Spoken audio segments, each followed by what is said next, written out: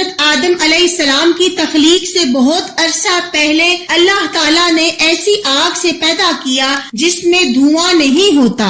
اللہ تعالیٰ قرآن مجید میں ارشاد فرماتا ہے، ترجمہ، اور ہم نے اس سے پہلے جن کو بغیر دھوئیں والی آگ سے پیدا کیا۔ پہلے سریانی زبان میں ابلیس کا نام عزازیل اور عربی زبان میں حارث تھا۔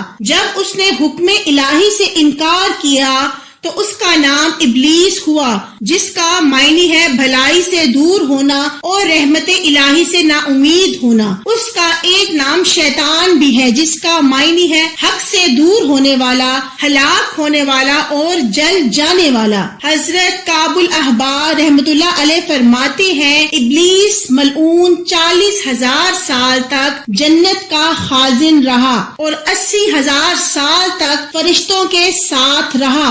20,000 سال تک اس نے فرشتوں کو واعظ و نصیحت کی۔ 30,000 سال تک کروبین فرشتوں اور 1,000 سال تک روحانین فرشتوں کا سردار رہا اور 14,000 سال تک عرش کے گرد طواف کرتا رہا۔ آسمان دنیا میں اس کا نام عابد، دوسرے آسمان میں زاہد، تیسرے آسمان میں عارف، چوتھے آسمان میں ولی، پانچویں آسمان میں متقی، چھٹے آسمان میں خازن، ساتویں آسمان میں عزازیل لکھا تھا اور لوح محفوظ میں اس کا نام ابلیس لکھا تھا اور وہ اپنے انجام سے غافل تھا۔ ابلیس اس قدر عبادت گزار اور اتنے اعلیٰ مقام پر فائز ہونے کے باوجود اللہ تعالیٰ کی خفیہ تدبیر کا شکار ہوا اور خدائے رحمان کی نافرمانی اور اس کے مقرب بندے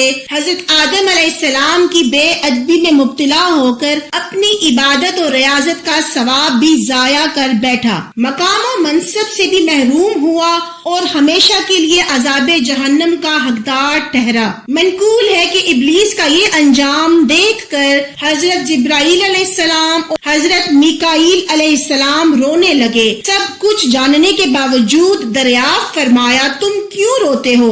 دونوں نے عرض کی، اے ہمارے رب، ہم تیری خفیہ تدبیر سے ڈرتے ہیں۔ ارشاد فرمایا گیا، تم اسی حالت پر رہنا، یعنی کبھی اللہ تعالیٰ کی خفیہ تدبیر سے بے خوف نہ ہونا۔ اسی طرح ایک روایت میں ہے، نبی اکرم صلی اللہ علیہ وآلہ وسلم نے حضرت جبرائیل علیہ السلام کو دیکھا کہ کعبہ مشرفہ کے پردے سے لپٹے نہایت گریہ زاری کے ساتھ بارگاہ الہی میں یہ دعا کر رہے ہیں۔ ترجمہ، یعنی اے اللہ، کہیں میرا نام نیکوں کی فہرست سے نہ نکال دینا اور کہیں میرا جسم اہل عطا کے زمرے سے نکال کر اہل عطاب کے گروہ میں شامل نہ فرما دینا۔ احادیث شریف میں بعض شیطانوں کے خصوصی نام بھی آئے ہیں جو کہ مخصوص کاموں کے لیے مخصوص ہوتے ہیں، جیسے کہ وضو کے دوران وسوسے ڈالنے والے شیطان کا نام ولہان ہے، تلاوت قرآن کے دوران وسوسے ڈالنے والے شیطان کو خنزب کہا جاتا ہے، نیند کی حالت میں خیالات ڈالنے والے شیطان کا نام لہو ہے۔ اس کے علاوہ روایات اور اقوال علماء میں بعض شیطانوں کے نام اجدا، اشہب، حباب، داسن، صبر، وسواس اور خناس وغیرہ بھی درج ہیں۔ روایت میں آیا ہے کہ شیطان اور اس کے پیروکار، خواہ وہ انسان ہو یا جنات، سبھی جہنم میں جائیں گے اور اللہ تعالیٰ ان سے جہنم کو بھر دے گا۔ حدیث پاک میں ہے، حضور اکرم صلی اللہ علیہ وآلہ وسلم نے ارشاد فرمایا، جہنم اور جنت میں مباحثہ ہوا تو جہنم نے کہا، مجھ میں جبار اور متکبر لوگ داخل ہوں گے، جنت نے کہا، مجھ میں کمزور اور مسکین لوگ داخل ہوں گے۔ اللہ تعالیٰ نے جہنم سے فرمایا، تم میرا عذاب ہو، میں جس کو چاہوں گا تمہارے ذریعے عذاب دوں گا۔ جنت سے فرمایا، تم میری رحمت ہو، میں تمہارے ذریعے جس پر چاہوں گا